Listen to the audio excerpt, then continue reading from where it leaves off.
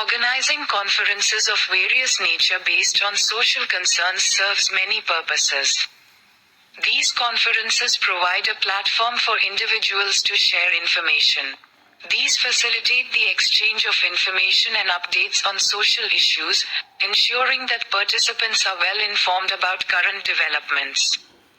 One such conference was convened in Bali, Indonesia under the direction of Dr. Rajbir Singh. Such conferences provide opportunities for collaboration between individuals and organizations working towards common social goals, as was the case at the conference convened in Bali.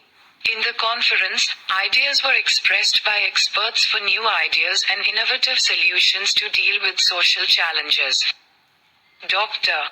Rajbir believes that the discussions held at the conference will definitely contribute to increasing awareness, which will be important in garnering support and resources related to the topic.